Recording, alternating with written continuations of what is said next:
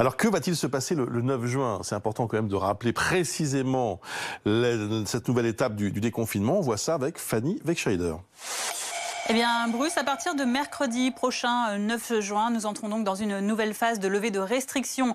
Et à premier titre, vous le disiez, il y aura il y aura le décalage de 2 heures du couvre-feu qui passera de 21 à 23 heures. Il y aura aussi de nouvelles réouvertures, et ça c'est assez symbolique, pour les bars, les cafés, les restaurants. Désormais, les salles à l'intérieur pourront accueillir du public, à condition de respecter la jauge maximale de 50% et de rester attablés à 6 personnes maximales. Et puis les terrasses, elles, rouvriront à 100% de leur capacité d'accueil. Les sportifs seront heureux de savoir que les salles de sport et les piscines couvertes, elles aussi, pourront de nouveau accueillir du public. Là aussi, avec une jauge limitée à 50% de leur capacité d'accueil maximale et uniquement pour les sports sans contact. Enfin, les salons et les foires expositions rouvriront elles aussi et elles pourront accueillir jusqu'à 50% de leur capacité d'accueil maximale également.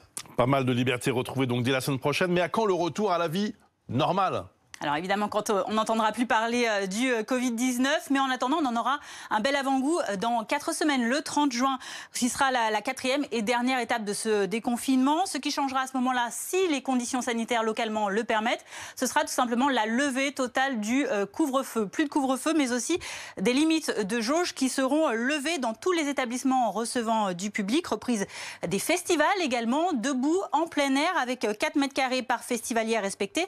Une jauge qui sera définie localement par les préfets et avec le pass sanitaire pour les événements qui auront plus de 1000 participants. Reprise également des concerts et réouverture des salles de concert en configuration debout également. Et puis toujours, on le rappelle évidemment, même si tout cela est allégé, avec le respect des gestes barrières et de la distanciation physique. Merci beaucoup Fanny Wegscheider.